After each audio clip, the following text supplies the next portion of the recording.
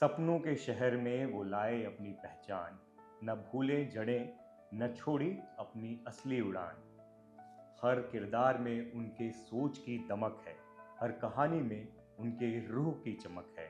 नाम है उनका विपुल अमृतलाल शाह। कैसे हैं आप? एकदम बढ़िया। Thank you so much. Sir, success story है आपकी जर्नी पर हम बात करेंगे।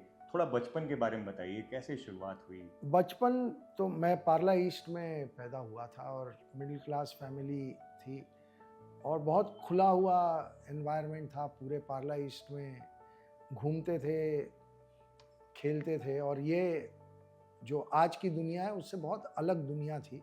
मुझे लगता है आज की दुनिया से बेहतर दुनिया थी, क्योंकि कोई प्रेशर नहीं था। तो आपको अपने पर्सनालिटी अपने आप खिलते जाती है, आप जो बनना चाहते हो अंदर से निकलता जाता है। और बचपन से ही शौक था कि कुछ क्रिएटिव फील्ड से जुड़ूं।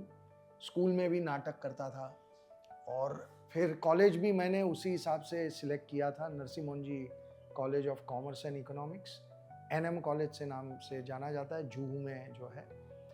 क्योंकि वो इंटर कॉलेजिएट कॉम्पिटिशन्स में नाटकों में बहुत बेहतरीन कॉलेज माना जाता था। तो मुझे इसीलिए नरसिंह मोहनजी में जाना था, क्योंकि वहाँ नाटक बहुत अच्छे होते थे। और फिर वहाँ से पृथ्वी थिएटर में हमारे जो डायरेक्टर थे महेंद्र जोशी करके, वो हमें पृथ्वी थिएटर में ले गए। वहाँ बैक स्टेज से शुरुआत हुई, फिर आगे स्टेज पे आके छोटे मोटे रोल करना शुरू किए।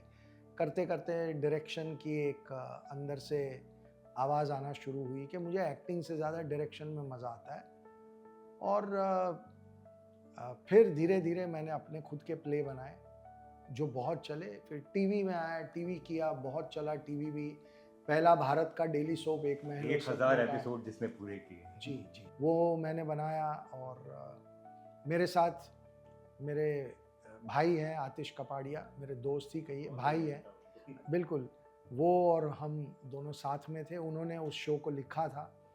और फिर वहाँ से धीरे धीरे फिल्मों में आ गए और फिल्म से फिर चलता गया। इस बीच में एक सवाल मन में आता है कि फैमिली में जब आपने अपनी रुचि के बारे में बताया और ये भी बताया कि प्रोफेशन के तौर पे उसको चुनूंगा, तो कैसा उनका रिस्पॉन्स था, रिएक्शन क्या था? देखिए, प्रोफेशन के हिसाब से चुनूंगा ये तो मुझे भी नहीं पता था। और फैमिली ने हमेशा अक्सर सपोर्ट ही किया है मुझे। कभी कभी भी किसी चीज़ के लिए वैसे मना नहीं किया। लेकिन हम एक हमारी पार्ला ईस्ट में किताबों की दुकान हुआ करती थी, पार्ले बुक डेपो अभी भी है। मेरे कजिन ब्रदर हैं, बड़े भाई, वो चलाते हैं। तो एक बिजनेस फैमिली का जो एक एनवायरनमेंट होता है, और कोई बहुत पैसे वाले हम नहीं थे, पर सब अच्छा था। तो पिताजी अक्सर ये पूछते थे, क्योंकि हम थिएटर करते थे, कोई आमदनी होती नहीं थी। क्योंकि पृथ्वी में जब हम प्ले करते थे तो पैसे बहुत कम मिलते थे। कभी 10 रुपए एक शो के मिल गए तो बहुत बड़ी बात हो जाती थी, और अगर कलेक्शन अच्छा नहीं है तो पैसे ही नहीं मिलते थे। तो वो हमेशा पूछते थे कि कमाएंगे कैसे, अपनी ज़िंदगी कैसे चलाओगे। और मुझे पता नहीं था कि मैं कैसे चलाऊंगा, और मेरे पास कोई जवाब भी नहीं होता था। फिर एक दिन मैंने और उन्होंने मुझे बिठा के पूछा कि तुमको ये करना है, बहुत अच्छी बात है, लेकिन तुम कमाओगे कैसे, ज़िंदगी कैसे जियोगे। तो मैंने कहा कि मुझे कुछ वक्त दीजिए, मैं कोई ना कोई रास्ता निकाल लूँगा, पर मुझे करना यही है।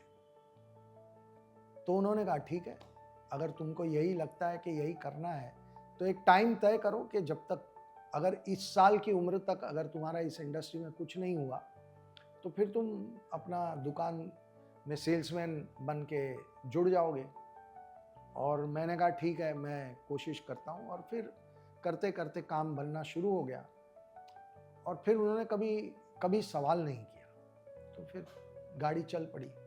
बैक स्टेज आर्टिस्ट के तौर पर शुरुआत की, फिर डायरेक्शन शुरू किया, कहानी लिखी, डायरेक्शन किया। ये जो यात्रा है वो आप बोल रहे हो सिंपल, लेकिन है बहुत जटिल, बहुत कॉम्प्लेक्स और बहुत आसान नहीं है, सपनों भरा लगता है। कैसे पूरा किया, क्या संघर्ष आया उस बीच में? नहीं, संघर्ष तो देखिए आप, मुझे ना विजय राज ने एक बात कही थी जो मुझे बहुत अच्छी लगी।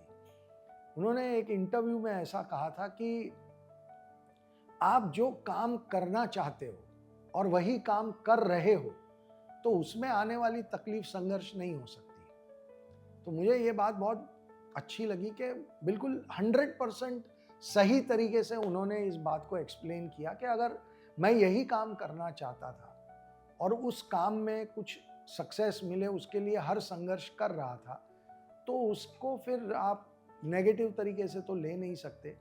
और एक्चुअली हमारे थिएटर के दिन बहुत मज़ेदार थे, टू बी वेरी ऑनेस्ट, क्योंकि हम थिएटर के दिनों में लंबे लंबे दौरों पे जाते थे। तो एसटी की बस में लकड़े के पटिए पे बैठ के रात भर ट्रैवल करना होता था। तो हम सब रात को पत्ते खेलते थे बस में, और वो एसटी की बस ऐसी होती थी कि वो कांच यूं यूं करके खुल जाएगा और इतनी ठंड लगेगी, फिर आप बंद करोगे तो वो रात भर चलेगा, फिर अगले शहर पहुंचोगे, फिर दिन भर सोने के बाद 2 बजे जाके आपको सेट लगाना है, सब कुछ चेक करना है, फिर शो करना है, फिर सेट को खोल के पूरा बस के ऊपर लोड करना है, फिर 3 साढ़े 3 बजे खाना खा के फिर बस में बैठ के फिर पत्ते खेलते हुए जाना है। तो एक बिल्कुल बंजारों टाइप का थिएटर का हमारा उस दौर में था। अगर मैं उसको ऐसे देखना चाहूँ तो वो बहुत ज़्यादा मुश्किल समय था, क्योंकि पैसे भी नहीं मिल रहे थे और लिविंग कंडीशंस बहुत टफ थी। और मैं हमेशा उसको मैंने ऐसे देखा कि यार क्या मज़ेदार ज़िंदगी है, रात भर दोस्तों के साथ पत्ते खेल रहे हैं, सुबह भी जाके सोने के बाद जहाँ जब जितने बजे भी उठे, फिर दोस्तों के साथ हंसी मजाक, फिर सेट लगा रहे हैं, फिर शो कर रहे हैं, फिर ऑडियंस की वाह वाह लूट रहे हैं।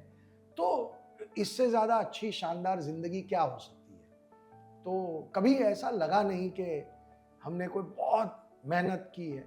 हाँ, फिजिकल मेहनत बहुत होगी, लेकिन मैं उसको संघर्ष तो बिल्कुल नहीं मानता।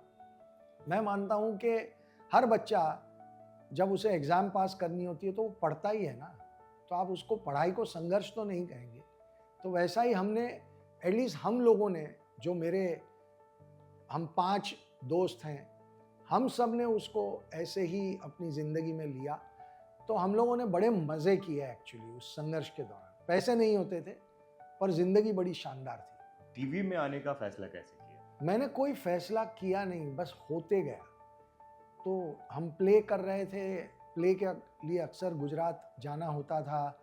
तो अहमदाबाद दूरदर्शन पे गुजराती में सीरियल बनते थे, तो हमें लगता था कि यार प्ले तो कर ही रहे हैं, ये भी एक ट्राई करना चाहिए। तो वो शुरू हो गया। फिर वो करते करते एक दिन मुझे और आतिश को, हम पार्ला ईस्ट में हम लोग रिक्शा में कहीं जा रहे थे, तो हम लोग, आतिश ने कहा कि यार यहाँ पार्ला ईस्ट में कितने खूबसूरत बंगले थे ना, सब साले टूट टूट के बड़े बड़े मकान बन रहे हैं, जॉइंट फैमिली सिस्टम ही ख़त्म हो रहा है। तो मैं कहा यार ये बड़ा अच्छा सब्जेक्ट है, इसके ऊपर कुछ टीवी में कुछ करना चाहिए। तो आतिश ने कहा हाँ ये बहुत अच्छा आइडिया। मेरा खुद का परिवार एक बहुत बड़ा जॉइंट फैमिली था और जो टूट गया था, आतिश का ये कहना था। तो मेरे पास तो कैरेक्टर्स की भरमार है, मेरे ही घर में से बहुत सारे कैरेक्टर तो हमको मिल जाएंगे। तो मैं कहा चलो फिर कोशिश करते हैं, और फिर लिखा। और हमें तब कुछ पता नहीं था डेली सोप बनता कैसे, क्या होता है वगैरह वगैरह। और फिर हमने बनाया, और वो जब बनाया तो लोग बिल्कुल जुड़ गए उससे पागलों की तरह। तो ऐसा प्लान कुछ भी नहीं। अब मैं देखिए, मैंने एक शो किया था सोनी के लिए, अल्प विराम करके। उस शो की मेरी शूटिंग चल रही थी। तब मुझे विनोद दोषी साहब जो थे, एक सीनियर प्रोड्यूसर थे, उन्होंने मुझे बुलावा भेजा, क्योंकि वो शूटिंग जहाँ चल रही थी उससे 2 बिल्डिंग दूर उनका घर था। तो मैं लंच टाइम में उनको मिलने गया। तो उन्होंने कहा फिल्म बनाओगे? मैंने कहा मेरे पास एक बहुत टेढ़ा मेढ़ा आइडिया है, अगर आप करना चाहें तो। कमर्शियल बिल्कुल है या नहीं है मुझे नहीं पता, और हिंदी फिल्में जिस तरीके की बनती हैं वैसा है नहीं। तो उन्होंने कहा सुनाओ। मैंने सुनाया, उनको बहुत पसंद आया। उन्होंने कहा डन, ये पिक्चर बनाते हैं। तो पिक्चर भी ऐसे ही बनी। तो मैंने एक्चुअली, अगर आप देखें तो, कभी प्लान करके कुछ नहीं किया, बस करता चला गया और होता चला गया। वो जो सीरियल आपने ट्रेंड सेट किया कि एक महल हो सपनों का, ऐसा सीरियल बनाया जो न सिर्फ सबसे लंबा सबसे सफल चलने वाला शो हुआ, बल्कि साथ में आप गुजराती पे भी उसको शूट कर रहे थे। जी। और गुजरात में उसका इम्पैक्ट ये था कि लोग दोपहर में अपना घर वो शॉप को बंद करके और वो सीरियल देखते थे। बिल्कुल। वो इम्पैक्ट उस तरीके का था। जी जी जी बिल्कुल। और मतलब ऐसा था कि हमें पहली बार रियलाइज हुआ कि लोगों के दिलों पे एक डेली सोप का इम्पैक्ट कितना होता है। हमारे कहानी में एक प्रिंसिपल कैरेक्टर था, शेखर नाम था उस कैरेक्टर का। रसिक दवे साहब वो कैरेक्टर प्ले करते थे। वो घर का सबसे लायक बेटा था। वो 300वें एपिसोड पे हमने कहा कि ऑडियंस को कुछ बहुत बड़ा ट्विस्ट हम देते हैं, तो हमें ये शेखर का जो कैरेक्टर है उसको मार देना चाहिए। और हमने बिना सोचे, हमें कोई ऐसा पता नहीं था कोई क्राफ्ट कैसे क्या, तो हमने अपनी कहानी के समझ के हिसाब से उन्हें उस कैरेक्टर का हमने मौत कर दी।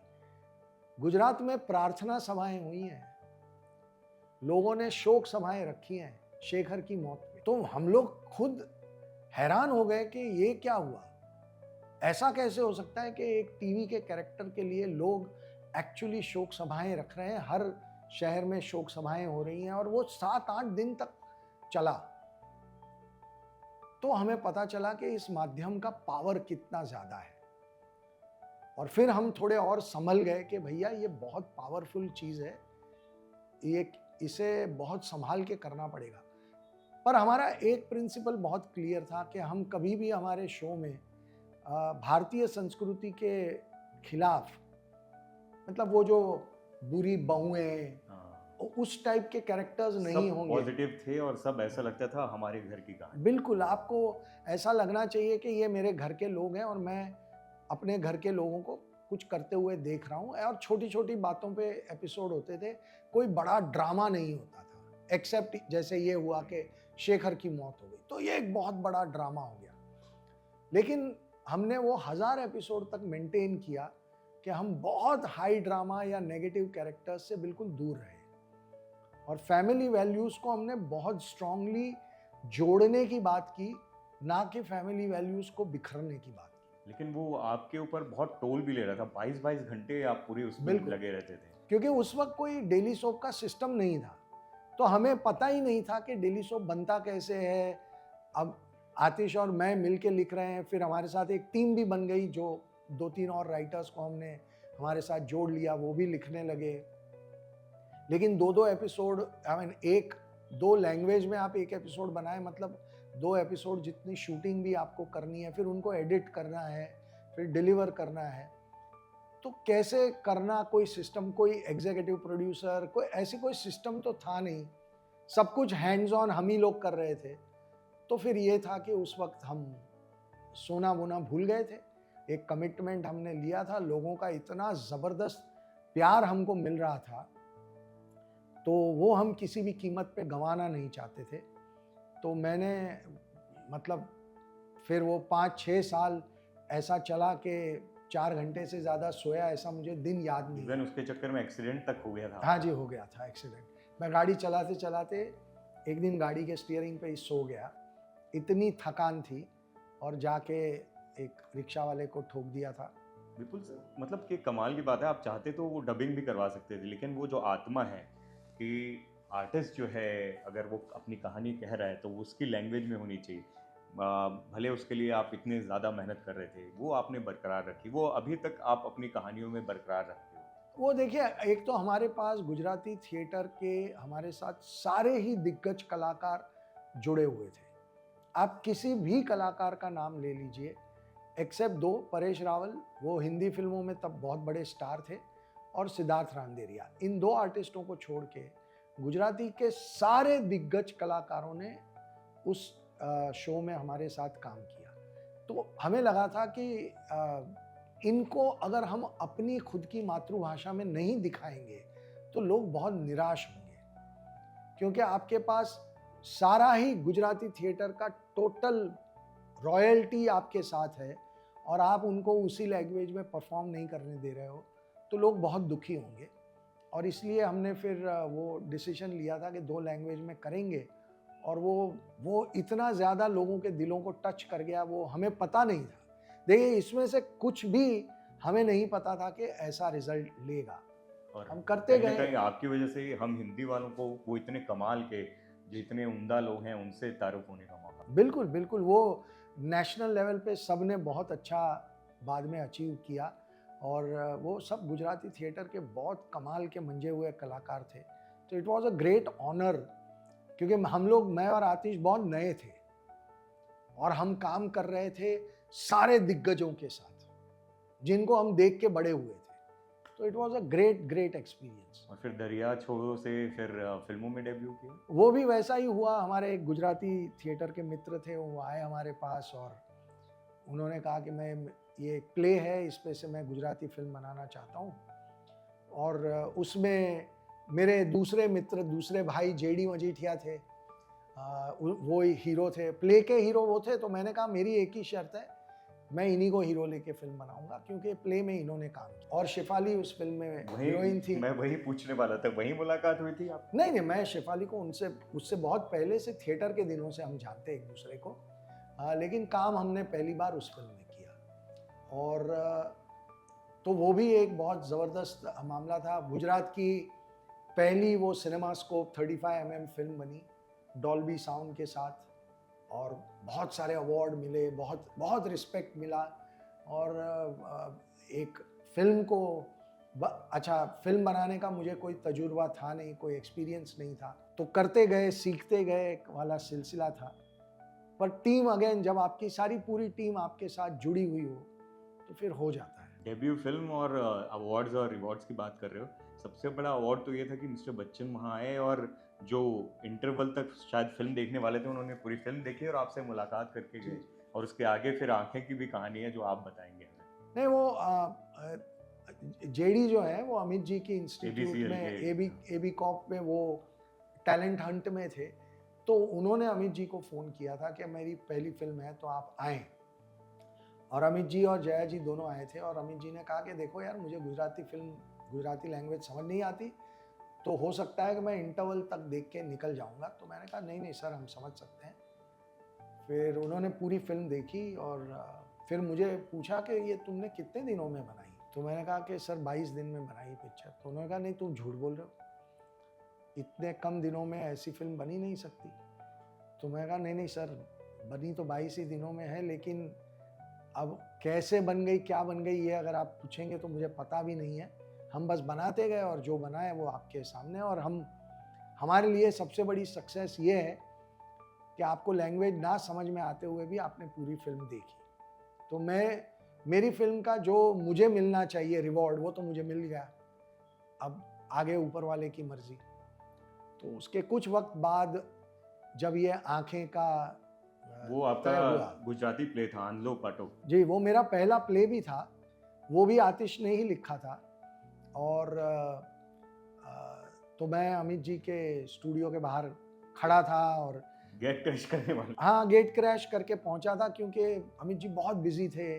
केबीसी की नई नई तैयारियां चल रही थी, रिहर्सल चल रहे थे। तो मैं कैसे कैसे करके हम अंदर पहुंचे और मैं वेट कर रहा था, अपने आप को प्रिपेयर कर रहा था कि अमित जी को मेरा इंट्रोडक्शन कैसे दूंगा कि सर आप मेरी एक फिल्म देखने आए थे 6-8 महीने पहले, वगैरह वगैरह।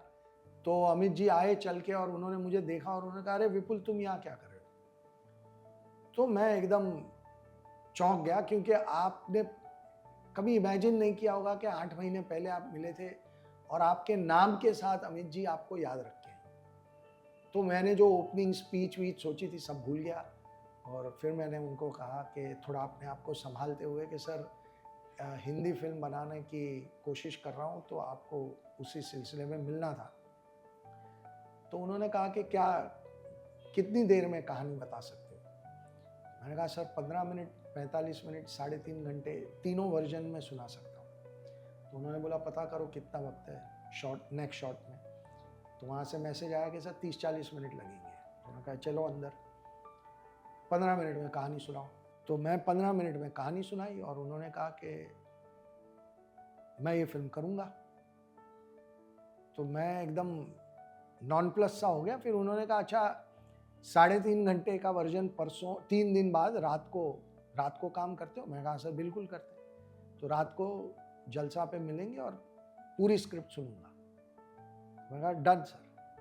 और मैं बाहर आया और मैंने आतिश को फ़ोन किया। मैं कहा भैया बैग पैक कर और अपने को जाना है खंडाला और 3 दिन में स्क्रिप्ट पूरा लिखना है। हमने एक अक्षर लिखा नहीं था। तो मैंने कहा चलो भैया 3 दिन में लिखेंगे और वापस आके रात को सुनाना है। फिर हम गए और फिर डे नाइट फिर वही चक्कर, लिखा लिखा लिखा पूरा जैसे तैसे लिख के समेट के आए। और रात को 10:30-11 बजे नरेशन शुरू हुई, सुबह 5 बजे तक चली। और फिर 5 बजे अमित जी ने कहा कि you can announce that I am doing this film. तो मैं और आतिश गोल्डन वर्ड से हाँ बिल्कुल बिल्कुल बाहर आए, रास्ते पे डांस वांस किया हमने, बहुत मज़ेदार सेलिब्रेशन किया। और फिर तो वहाँ से शुरुआत हुई आंखें की। लेकिन एक और कमाल की बात है, आंखें एक अमिताभ बच्चन आ गए, अक्षय कुमार, उस समय वो नए डायरेक्टर्स के साथ काम नहीं कर रहे थे। वो भी कमाल का किस्सा है कि कैसे उन्होंने हाँ बोला इसके लिए। वो अक्षय जी का काम, अक्षय का काम देखते बाली थे साहब। बाली जी, बाली साहब जो थे वो मेरा अल्प विराम अल्पविराम। देखते थे और वो उनको बहुत पसंद था। और वो अक्षय को बताते रहते थे कि ये डायरेक्टर आगे जाके बहुत बड़ा डायरेक्टर बनेगा, इसमें बहुत टैलेंट है। मुझे ये सब पता नहीं था। मेरे एक मित्र थे नीरज बोरा साहब, वो अब रहे नहीं इस दुनिया में। तो उनकी फिल्म की शूटिंग चल रही थी खिलाड़ी 420। तो वही रात को फिर अक्षय का, मुझे बाली साहब का मैसेज आया कि आ जाओ और आज नरेट कर दो। तो फिर मैं गया रात को, फिर वही हुआ, रात भर नरेशन चला। और सुबह बाहर आए तो अक्षय ने कहा कि मैं तो मना करने के लिए बैठा था क्योंकि मेरी आगे कुछ फिल्में आगे चली नहीं है, तो मैं करना नहीं चाहता था, लेकिन तेरी कहानी ने मेरे को खड़ा कर दिया, तो ये फिल्म तो मैं कर रहा हूँ। कमाल की बात है, रात में बुलाया था, जो आदमी जल्दी तब वो सोता करते था। थे, अब थोड़ा पाबंदी लग गई है, बट तब वो कर लेते थे। और वही रात को 4 बजे तक चला था नरेशन। और फिर उन्होंने एक्सेप्ट कर ली फिल्म। तो फिर अब अमित जी और अक्षय आ गए तो फिर तो कारवां परेश चल सर के पड़ा। साथ तो आप ऑलरेडी काम कर चुके थे परेश थिएटर की दुनिया को, में। परेश भाई को तो मुझे कुछ बोलना भी नहीं पड़ा। मैंने उनको फ़ोन किया, मैं कहा परेश भाई वो प्ले था, परेश भाई ने देखा हुआ प्ले था। मैं कहा परेश भाई वो प्ले जो आप था ना, उसका वो फिल्म बना रहा हूँ और आपको मिलना है। उसने कहा मिलना क्या है, डेटें बता, तेरी पहली फिल्म बन रही है तो क्या पूछना है, मैं फिल्म कर रहा हूँ, बाकी बाद में बात करेंगे। तो फिर वो परेश भाई आ गए और फिर उन्होंने इलियास का कैरेक्टर जो किया वो सबको पता है। ये हौसला कहाँ से लाया उस समय कि मिस्टर बच्चन, महानायक तब भी कहे जाते थे, उनको विलेनियस रोल में लेकर आओगे, ऐसी कहानी लेकर आओगे जिसमें अक्षय कुमार, अब रोमांस नहीं है उसमें, 3 अंधों की कहानी है, बैंक रॉबरी होगी, एकदम अनूठी, उस समय के लिए बहुत अलग थी, बहुत ही रिफ्रेशिंग भी थी। वो इंडस्ट्री के लोग उस समय क्या कहते थे आपको? नहीं वो देखिए, हमें तो, हम प्ले करते थे तो ये जोक होता था कि मैं आतिश और हमारे जो बाकी कलाकार थे, हम जोक करते थे कि पहली फिल्म ज़िंदगी में यही बनाएंगे और अमित जी को पहली बार ज़िंदगी में नेगेटिव रोल में कास्ट करेंगे। अब वो ऊपर वाले ने किसी अच्छे समय पे सुन ली होगी बात, सरस्वती बैठी होगी टीवी पे। हाँ वो कभी बोल दिया हमने, और वो हमारे हर शो का जोक होता था। हर शो के बाद ये सब बातें होते रहती थी। अब वो किसी एक मोमेंट पे ऊपर वाले ने सुन ली हमारी बात, तो अमित जी ने भी उस फिल्म को एक्सेप्ट कर लिया। फिर कभी ऐसा सोचा नहीं कि हम कैसे, और एक मैं मानता हूँ कि मेरी ये किस्मत बहुत अच्छी थी कि पहली फिल्म में अमित जी और अक्षय थे और परेश भाई थे, क्योंकि उन्होंने ना कभी मुझे ये फील नहीं होने दिया कि मैं नया हूँ। उन्होंने पहले दिन से मुझे as a director completely accept कर लिया। और जो मैं कहता था वो कहने से कभी मुझे हिचकिचाहट नहीं हुई कि सर ये ऐसे नहीं, ऐसे करना है, ये कहने में मुझे कभी हिचकिचाहट नहीं हुई।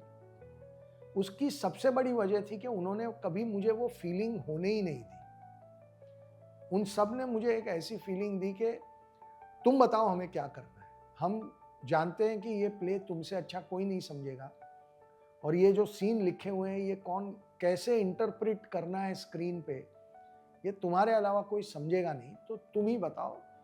और पता ही नहीं चला कि मैं इतनी बड़ी स्टार कास्ट, मतलब अर्जुन रामपाल भी थे, सुष्मिता सेन भी थी, और भी बहुत सारे कलाकार थे फिल्म में। तो कभी किसी कलाकार ने ऐसी फीलिंग होने नहीं दी कि मैं फर्स्ट टाइम डायरेक्टर हूँ। तो सब ने मुझे बहुत कोऑपरेट किया और एज अ रिजल्ट हमने, फिल्म कब कंप्लीट हो गई ये भी हमें पता नहीं चला। तो I think the credit actually goes to the stars, जिन्होंने एक नए डायरेक्टर को इतना स्पेस दिया कि तू अपने हिसाब से बना। आपका वो फोकस था, विजन था, इसीलिए उस साल की 5 सबसे बड़ी फिल्मों में से एक थी। जी। इतना अलग अनूठा सब्जेक्ट था। और कमाल की बात ये, भेड़ चाल में आप नहीं चले कि एक कॉमिक थ्रिलर या अलग तरीके के सस्पेंस थ्रिलर जिसको बोलें वो चल गई, तो एक उसी लाइन पे चलें। अगली फिल्म आपने फैमिली ओरिएंटेड फिल्म बनाई अक्षय और अमिताभ बच्चन के साथ। आपको उस समय भी लोगों ने बोला कि ये जो एक फिल्म चल गई है तो अब उसी को लेके चलो, इस तरीके की चीज़ें? नहीं, ये हुआ था। और करीब करीब 30-35 प्रोड्यूसर्स मुझे उस वक्त साइन करने के लिए उन्होंने मुझे बुलाया था ऑफिस पे। और लेकिन उन सब का यही कहना था कि तुम एक और थ्रिलर बनाओ, और मैं ये बहुत क्लियर था कि मुझे एक और थ्रिलर नहीं बनाना है, क्योंकि मैं ऐसा फील करता था कि मैं अगर अगला एक थ्रिलर बनाऊंगा तो उसमें मेरे अंदर से वो बात नहीं निकलेगी कि एक जोश, एक जुनून जो आपको चाहिए वो निकलेगा नहीं। और दूसरी बात ये थी कि आतिश और जेडी ने एक प्ले बनाया था। देवेंद्र भोजानी मेरे तीसरे मित्र और भाई उस प्ले में एक लीड रोल कर रहे थे। वो प्ले मेरे दिल के बहुत करीब था, क्योंकि वो एक फादर सन की स्टोरी थी और बहुत कमाल का सब्जेक्ट था और बहुत कमाल का मैसेज था। तो मैं एकदम आंखें के रिलीज से पहले से तय कर चुका था कि सेकंड फिल्म मैं यही बनाऊंगा और कोई बनाऊंगा नहीं।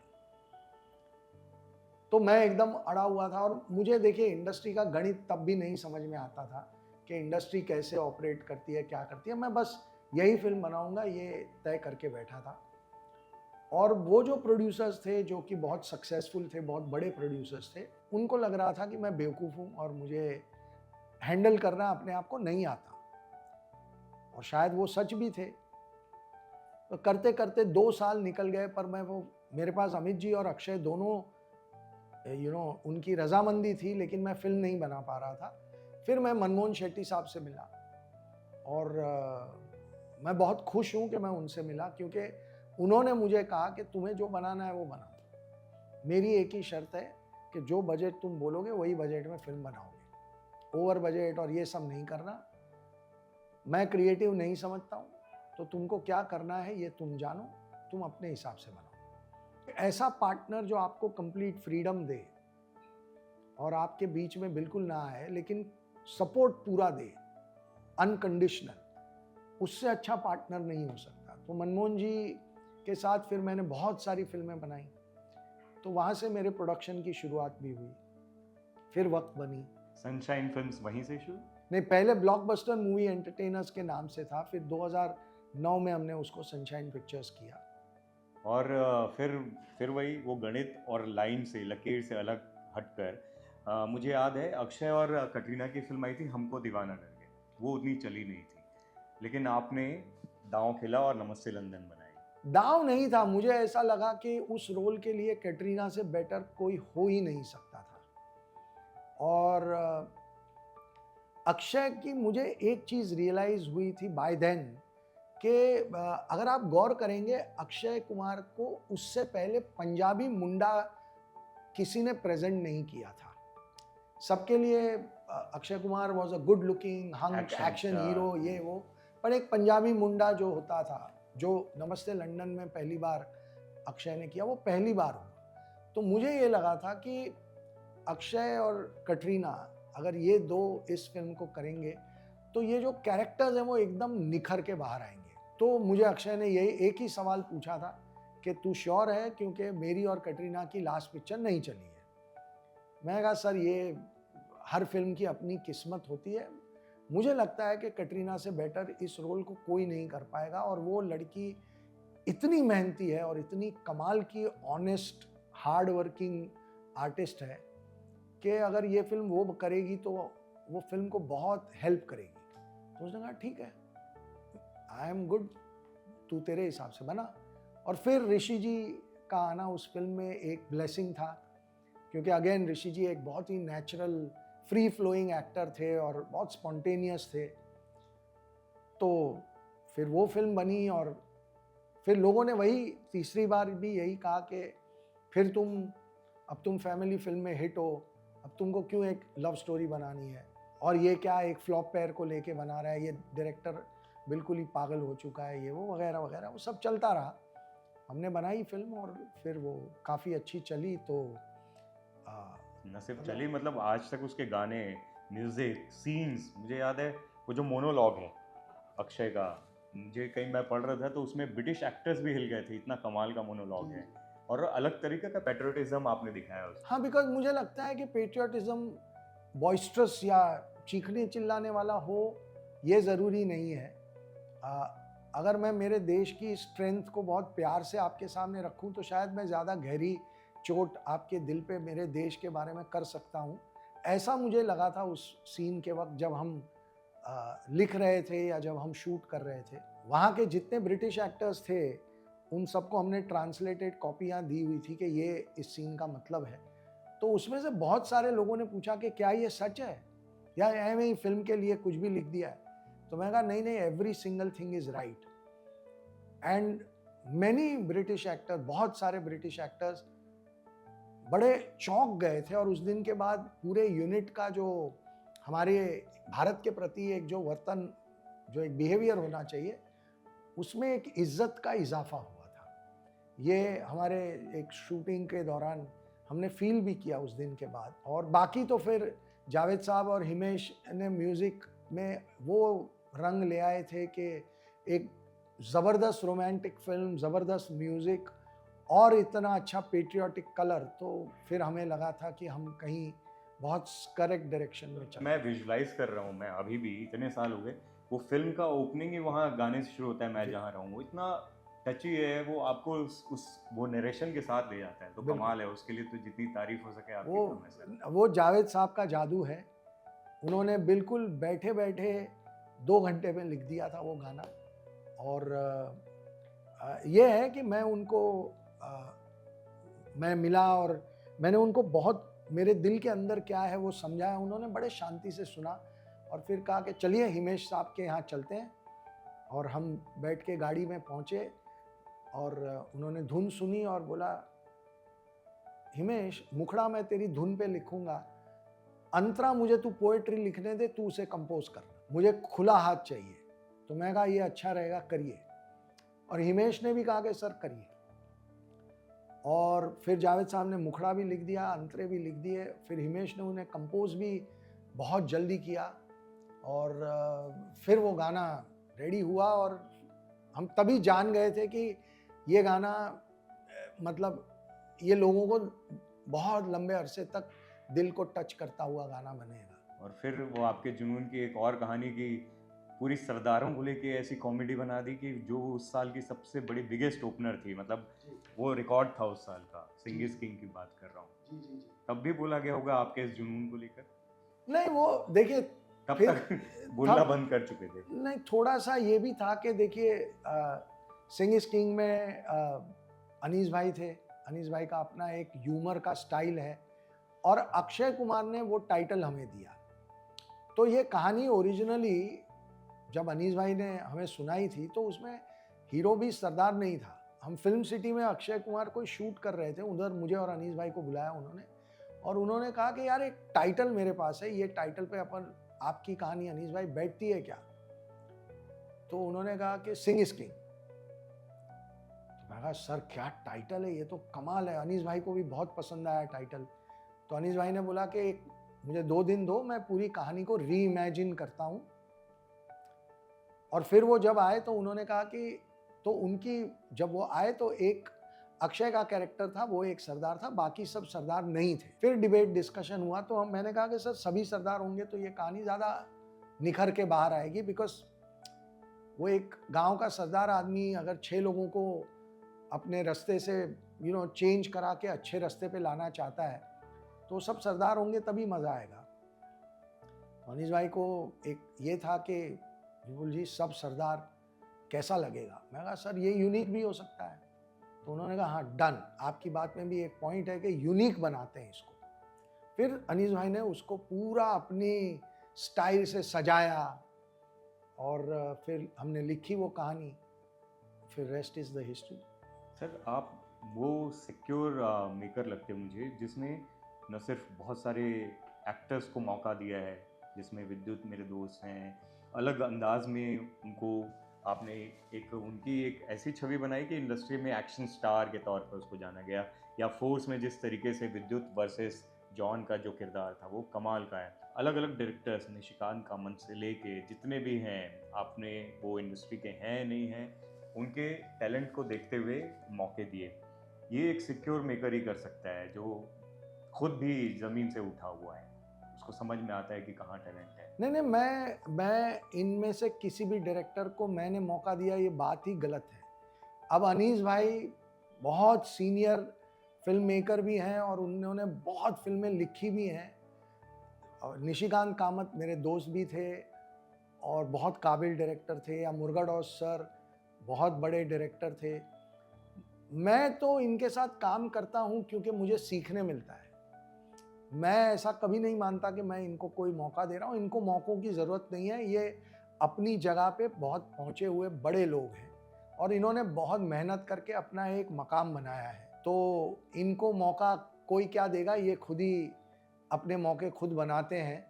लेकिन मुझे इनके साथ काम करके सीखने को बहुत मिलता है, क्योंकि मेरा कोई फॉर्मल एजुकेशन है नहीं फिल्म मेकिंग में, ना मैंने किसी को असिस्ट किया। एक दिन मैंने सोचा कि मैं फ़िल्म बनाऊंगा तो मैं बनाने लगा। मैं वो डायरेक्टर हूँ।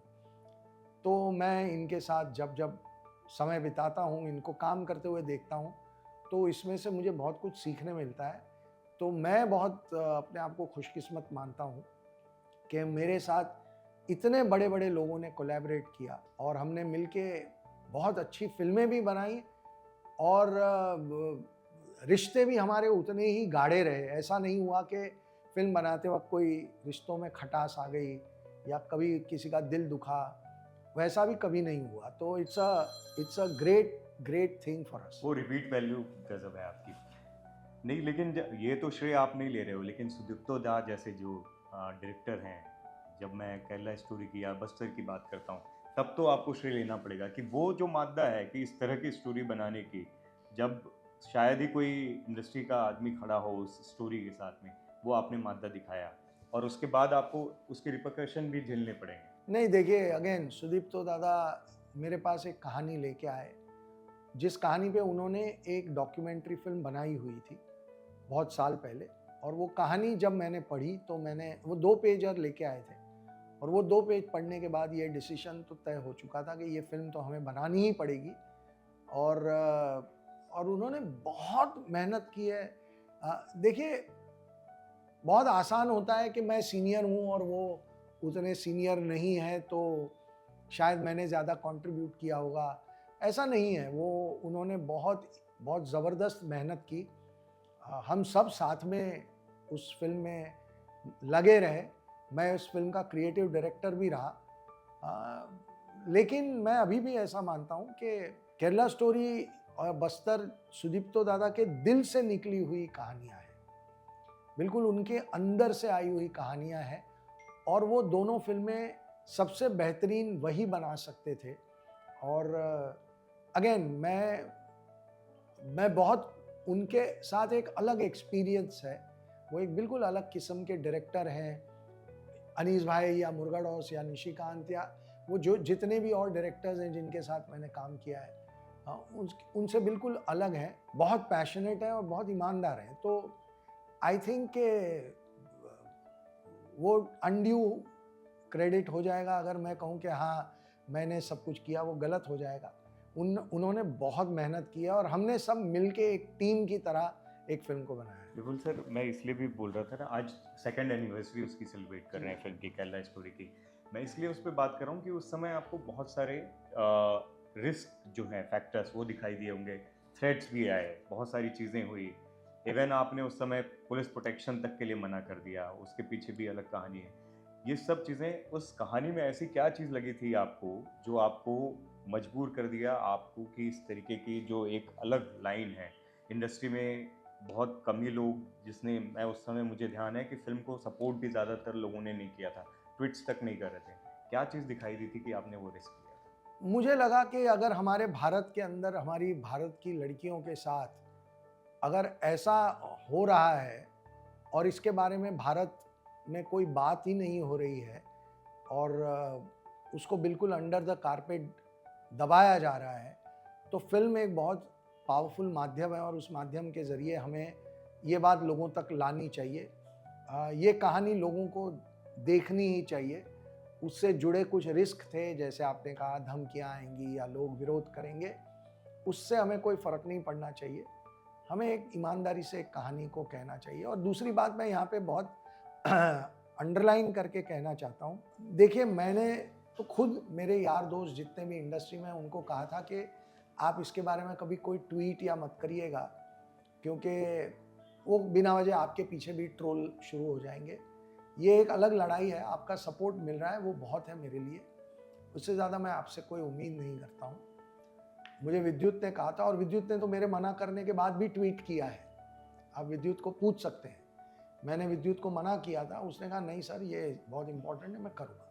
और बहुत सारे और भी दोस्त यार हैं जिन्होंने कहा था कि हम पूरे सपोर्ट में खड़े हैं, और लेकिन मैंने उनको मना किया था क्योंकि मैं ऐसा मानता हूँ कि मेरी फिल्म की वजह से उनकी ट्रोलिंग शुरू हो जाए। और ये मैं जानता था कि ये सब्जेक्ट ऐसा है कि इसको मुझे बिल्कुल अकेले ही हैंडल करना चाहिए, इसमें मुझे किसी को इन्वॉल्व नहीं करना चाहिए। उस समय बहुत सारे इल्ज़ाम भी लगे, प्रोपेगेंडा से लेके और झूठ बोलने तक का, वो 32,000 लड़कियों की कहानी वो सब, जिसके बारे में आपने फिर विद प्रूफ चीज़ें रखी भी, लेकिन उन सब चीज़ों पे ज़्यादा बात नहीं की गई। ऐसा देखिए क्या होता है ना कि वो वीडियो हमने एक यूट्यूब पे 17 मिनट का हमारा वीडियो है जिसमें हमने वो 32,000 का आंकड़ा पूरा नंबर गिनवा दिए। पर जैसे क्या होता है कि ध्रुव राठी ने एक वीडियो बनाया कि हमने जो नंबर दिए कि केरला की असेंबली में सीएम ने जो नंबर रखे थे वो सब झूठे हैं और वो नंबर 7,700 का नहीं है, 2,200 का है। और हमारे उस वीडियो में हमने वो 7,700 वाला असेंबली का रिकॉर्ड का पेज, उसका स्कैन्ड फोटो डाला और हमने ध्रुव राठी को कहा कि अब आपकी रिसर्च टीम और जिनके आप बड़े बड़े दावे करते हैं उनके बारे में अब आपका इसके बारे में क्या कहना है। तो आज तक उन्होंने जवाब नहीं दिया। देना चाहिए था कायदे से, लेकिन दिया नहीं, क्योंकि जब आप एक बहुत सच्ची बात करते हैं जो उनके एजेंडा को सूट नहीं करती, तो वो एक भ्रम फैलाने की कोशिश होती है कि हम झूठ बोल रहे हैं, लोगों के दिमाग में कन्फ्यूजन क्रिएट कर दो ताकि वो कन्फ्यूजन की वजह से लोग जो है उसको सच मानने की बजाय उनके दिमाग में शक पैदा हो जाए। यही तो किया था ना सीएए एनआरसी के टाइम, कि सीएए आएगा तो इस देश के हर मुसलमान को कॉन्सेंट्रेशन कैंप में डाल दिया जाएगा, उनकी नागरिकता छीन ली जाएगी, जबकि वो कायदा उसके बारे में है ही नहीं। वो तो कायदा है minorities which are outside India. तो यही सेम पैटर्न इस फिल्म के साथ भी हुआ और हमने ये वीडियो बनाने के बाद न्यूज़ चैनल्स को भेजा और सबसे कहा कि इसके ऊपर अब आप डिबेट कीजिए। और 2 दिन के बाद मैंने पूछा सबसे कि क्या हुआ, आप डिबेट नहीं कर रहे हो? तो उन्होंने कहा कि भाई दूसरा पक्ष आना नहीं चाहता डिबेट पे, तो अकेले आपके साथ डिबेट होगा नहीं, तो दूसरा पक्ष भाग गया। तो ये हकीकत है। और अब तो खैर 2 साल में जितना ऑडियंस ने इस फिल्म को प्यार दिया है, उसके बाद अब किसी के दिमाग में वो झूठ वाली बात ख़त्म हो चुकी है कम्प्लीटली। अब सब जानते हैं कि ये एक सच्ची फिल्म थी और इसने एक सच को उजागर किया और इस फिल्म के आने के बाद बहुत सारी लड़कियों की ज़िंदगियां बची और बदली हैं। सबसे खूबसूरत कॉम्प्लीमेंट क्या मिला या फीडबैक फिल्म के बाद? वैसे तो बहुत सारे हैं, लेकिन मतलब कुछ बहनें हैं जो ऑफिस में आई और उन्होंने कहा कि कोल्हापुर के पास के गांव से वो खास हमें मिलने आई यहाँ पे, और उन्होंने कहा कि आपकी वजह से हमारे आसपास के गांव में हज़ारों लड़कियों की ज़िंदगी बदल गई है, सुधर गई है। उन सब की ज़िंदगियाँ बचाने के लिए वो अपने घर पे से कुछ मिठाइयाँ बना के ले आई थी कि आप ये मिठाई ज़रूर खाइए, ये हमारा प्यार है। तो मुझे लगा कि वो बहुत ही टचिंग था। और उसके बाद भी देश के कोने कोने से लोग आते हैं और कहते हैं कि हमारे एरिया में इतने लड़कियों के साथ ये हुआ, कई लड़कियों के। तो वो जो फीलिंग है कि आपकी फिल्म की वजह से कई लड़कियों की ज़िंदगी बच गई, वो बहुत ही अच्छी फीलिंग है। रैप करता हूँ क्योंकि इशारा और बहुत हो रहा है, और दूसरा आपका वक्त भी बहुत कीमती है।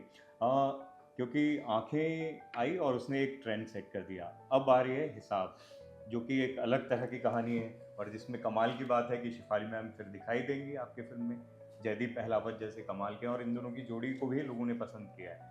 वो किस तरीके की फिल्म होगी? हिसाब एक बहुत ही इंटरेस्टिंग कॉमिक थ्रिलर है, बहुत सारा ह्यूमर है, एक बैंक रॉबरी की कहानी है और एक बिल्कुल अनएक्सपेक्टेड और एक बहुत ही अनोखा प्लॉट है, जो शायद भारत के सिनेमा में इस तरीके की बैंक रॉबरी आज तक कभी नहीं आई। तो जो आंखें के वक्त एक सिचुएशन थी कि बैंक रॉबरी पे आंखें से पहले ऐसी कोई फिल्म कभी नहीं बनी थी, वैसे ही ये एक बिल्कुल अनोखा विषय है, जैसी फिल्म शायद भारत में आज तक कभी नहीं बनी।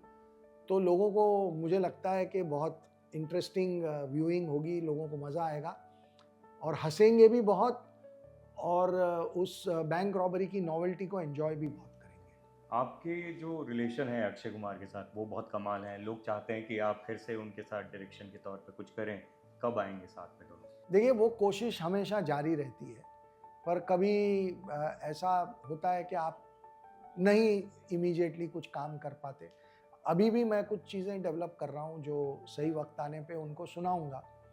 और अगर कभी एक होता है ना कि आप एक कहानी लेके जाते हो, ऐसी कोई कहानी पहले से वो कर चुके हैं या उन्होंने साइन कर ली है फिल्म, तो आपकी पूरी मेहनत बेकार हो जाती है, फिर आपको नए सिरे से कुछ लिखना पड़ता है वगैरह वगैरह। तो होते रहता है, पूरी इंडस्ट्री उनके पीछे दौड़ती रहती है साइन करने के लिए। तो मैं कुछ चीज़ें डेवलप कर रहा हूँ जो सही वक्त पे उनको सुनाऊंगा, और अगर उसमें से कोई एक फिल्म उनको पसंद आ जाएगी तो हम ज़रूर करेंगे। क्योंकि उनके भी फैंस और आपके भी फैंस इंतज़ार कर रहे हैं, क्योंकि वो जो गोल्डन टच है ना, मिडास टच, वो आप ही का रहता है, और जब साथ में आते हैं तो वो बॉक्स ऑफिस पर अलग लेवल पे पहुंचते हैं। नहीं, ऐसा अक्षय जी का करियर बहुत बड़ा करियर है, और मेरी फिल्मों के अलावा भी उन्होंने बहुत शानदार फिल्में की हैं, तो ऐसी कोई बात नहीं है। लेकिन हाँ, ये ज़रूर है कि हमारी एनर्जीज़ बहुत स्ट्रांगली मिलती हैं, तो इसलिए जब जब हमने काम किया तो लोगों को बहुत पसंद आया है। अच्छा, एक बहुत बड़ी बात ये भी है कि वो एक्सपेरिमेंट करने के लिए तैयार रहते हैं। तो as a director, as a producer, आपको बहुत फ्रीडम होती है, आप लिखते वक्त बिना डरे लिख सकते हैं, क्योंकि आपको मालूम है कि अक्षय कुमार को आप जब सुनाएंगे तो वो उस चैलेंज को एक्सेप्ट कर लेंगे। इवन मैं कहीं पढ़ रहा था कि वो केरला स्टोरी में विलन तक बनने के लिए तैयार थे। वो एक उन्होंने, जिस दिन टीजर आया था उस दिन उन्होंने फ़ोन किया था कि हंसी मजाक में उन्होंने एक बात बोली थी कि अबे साले, इतनी अच्छी फिल्म बना रहा है तो मुझे क्यों नहीं लिया विलन। तो मैंने कहा, यार आप इस देश के इतने बड़े स्टार हो, और इस फिल्म के जो विलन हैं वो इनह्यूमन लोग हैं, आप कैसे, आपको लोग एक्सेप्ट कैसे करेंगे उस कैरेक्टर में। अरे तो मैं मेहनत करूँगा ना। मैं कहा, सर आप क्यों मेरी ले रहे हो, सुबह सुबह मस्ती कर रहे हो मेरे साथ। तो उन्होंने कहा कि नहीं नहीं विपुल, तेरा टीज़र बहुत थॉट प्रोवोकिंग है, बहुत पावरफुल है, और मैं ये फिल्म पहले दिन देखना चाहूँगा।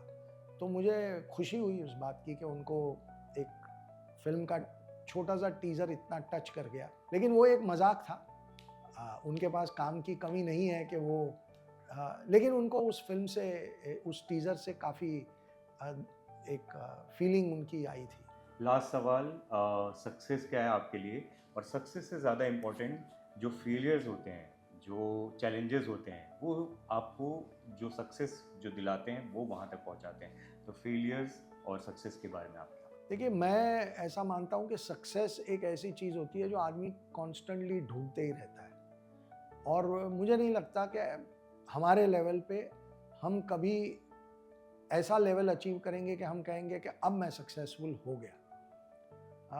पर ये होता है कि वो जब आपकी कोई एक फिल्म चलती है तो एक छोटा सा माइलस्टोन होता है उस डायरेक्शन में, लेकिन वो जर्नी आपको बहुत खुशी देती है, और वो खुशी का मिलना बहुत ज़रूरी है कि आप जब रात को सोने जाएं तो तकिए पे सर रखें और 30 सेकंड में नींद आ जाए, वो ज़िंदगी आपके लिए बहुत इम्पॉर्टेंट है।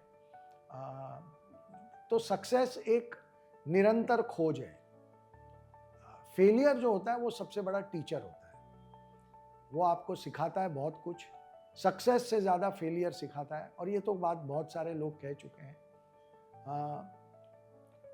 एक फेलियर आपको उतना नॉलेज आपके अंदर बढ़ाता है जो 10 सक्सेसफुल फिल्में नहीं बढ़ा सकती। कभी फेलियर्स ने डराया है आपको, या कभी ऐसा हुआ है कि हौसला टूटा है कि अब नहीं हो पा रहा है? नहीं, मुझे नहीं लगता। देखिए, हम अपने आप को ज़्यादा सीरियसली ले लेते हैं। हम एक फ़िल्म बनाते हैं, पूरी ईमानदारी से बनाते हैं, जान लगाते हैं, पर कई बार वो लोगों को नहीं पसंद आती और आपको उस जनादेश को अपने सर पे उठा के एक्सेप्ट करके आगे बढ़ना पड़ता है। अगर आप कहेंगे कि मैं फेल हो ही नहीं सकता, तो वो तो बहुत ईगोइस्टिक स्टेटमेंट है और वो एक कलाकार के अंदर इस टाइप का ईगो नहीं होना चाहिए। बहुत बड़े बड़े लोगों की फिल्में या उनके क्रिएटिव काम नहीं चले, तो उन्होंने तो कभी उसका इतना तहलका नहीं मचाया कि भाई अब क्या ही हो गया पता नहीं। ऐसा नहीं होता। आप उस फेलियर को बहुत पॉजिटिव तरीके से लें, बैठ के एनालाइज करें और ढूंढें कि आपकी गलती कहाँ हुई। देखिए, एक फेलियर रिपीट नहीं होने का एक सबसे बड़ा मंत्र है कि पहले तो आप अपनी गलती को एक्सेप्ट करिए कि मेरा ये एक पहलू कहानी का, स्क्रिप्ट का, मेकिंग का, डायरेक्शन का गलत था और शायद इस वजह से फिल्म नहीं चली। वो जब तक आप गलती नहीं एक्सेप्ट करते तो आप नया आगे बढ़ के कुछ और अच्छा वापस ला नहीं सकते। तो फेलियर मुझे कभी डराता नहीं। It's part of the process. Thank you so much for this insightful chat. और मुझे लगता है ये कन्वर्सेशन अपने आप में बहुत सारे लोगों के लिए इंस्पिरेशन है। आप अपने आप में इंसाइक्लोपीडिया हो। और कुछ लोग होते हैं जो कहानी बयां करते हैं, कुछ लोग होते हैं जो कहानी जीते हैं। आप हैं जो कहानी हैं और ख़ुद कहानी बयां करते हैं। अरे नहीं, thank you so much, thank you. एक आखिरी में ट्रम्प वाले मुद्दे पे अगर आपको कुछ बोलना है कि वो टैरिफ जो इतना 100% जो आउट ऑफ अमेरिका जो फिल्में बन रही हैं उस पर कुछ बोलना चाहेंगे? नहीं, देखिए, वो उसमें बहुत सारे पहलू हैं और सबसे पहला पहलू ये है कि अभी तक वो पॉलिसी का डॉक्यूमेंट आया नहीं है, तो हमें डॉक्यूमेंट के आने तक रुकना चाहिए। डॉक्यूमेंट जब तक नहीं आएगा तब तक हम गेसवर्क पे चल रहे हैं। हमें नहीं पता कि उस डॉक्यूमेंट में क्या फाइन प्रिंट होगा। दूसरा ये है कि भारत और अमेरिका के बीच में ट्रेड डील डिस्कस हो रही है। अक्टूबर का डेडलाइन है कि अक्टूबर से पहले ट्रेड डील को फाइनलाइज करना है। मुझे पूरा भरोसा है कि हमारी गवर्नमेंट इस बात को भी उस ट्रेड डील में सेटल कर देगी। तो ये जो समस्या है ये आने वाले कुछ महीनों की ही रहेगी। ये लंबी समस्या है ऐसा मैं नहीं मानता हूँ। और तीसरा अहम मुद्दा ये है कि हमारी जो फिल्में होती हैं उनका अमेरिका में जो बॉक्स ऑफिस कलेक्शन होता है वो पूरे वर्ल्ड के बॉक्स ऑफिस कलेक्शन का 5-7% ही होता है। तो बहुत तो हमारा 2-3% का कलेक्शन का नुकसान होगा for a short period of time. तो ये कोई बहुत बड़ी समस्या है ऐसा मैं नहीं मानता हूँ। और अगर हम अमेरिका की फिल्मों पे हम टैरिफ लगा देंगे तो उनका नुकसान हमसे ज़्यादा होगा। और कहीं ना कहीं इंडिया को भी जिस तरीके से ट्रम्प साहब ने फिल्म इंडस्ट्री के बारे में इतना सोचा है, उनका एक बयान मैं देख रहा था कि बाहर से जो फिल्में आती हैं वो प्रोपेगेंडा फैलाती हैं अमेरिका के अगेंस्ट में। ऐसा इंडिया को भी एक सख्त कदम लेना चाहिए कि बाहर की जो फिल्में हैं वो इंडिया को अगर बैड लाइट में दिखा रही है या इंडियन एक्टर्स को या मेकर्स को ज़्यादा प्रमोशन या प्रमोट नहीं कर पा रहे हैं वैसी फिल्मों में, तो क्या हम भी इस तरीके से सख्त कदम उठा सकते हैं? देखिए, मैं ऐसा मानता हूँ कि अगर वो ऐसी एक फिल्म बनाते हैं जहाँ वो इंडिया को गलत तरीके से दिखा रहे हैं तो हमें ऐसी 50 फिल्में बनानी चाहिए जो इंडिया को राइट तरीके से दिखाए और वो लोगों के पास ले जानी चाहिए। और मैं मानता हूँ कि क्रिएटिव फ्रीडम की सबसे बड़ी सफलता यही है कि हम अपनी फिल्मों के माध्यम से लोगों को सच्चाई बता के उस नैरेटिव को तोड़ें जो न्यूयॉर्क टाइम्स जैसे अखबार चलाते हैं। उस नैरेटिव को तोड़ने के लिए आपको मेहनत करनी चाहिए। बैन करने से कुछ नहीं होगा। हाँ, ये ज़रूर है कि अगर आप बिल्कुल झूठ फैला रहे हो तब उस पर सख्ती से कार्रवाई होनी चाहिए। उनको लीगली आपको घेरना चाहिए कि कैसे बताओ, ये प्रूव करो ये आप सच बोल रहे हो। अगर आप सच नहीं बोल रहे हो तो फिर आपके ऊपर पेनल्टी भी लगनी चाहिए, वो अलग है। लेकिन अगर कोई अपनी फिल्मों के थ्रू अपना एक पॉइंट ऑफ व्यू रख रहा है, उसको हम 50 फिल्में बना के अपने पॉइंट ऑफ व्यू से ध्वस्त करें। और अब जाके भारत में ऐसा माहौल बन भी रहा है जब भारत की सच्चाई को या भारत के पॉइंट ऑफ व्यू को सही तरीके से दिखाने वाली फिल्में बढ़ती जा रही हैं। तो ये सबसे बेहतरीन तरीका होता है कि आप उस विरोध को ख़त्म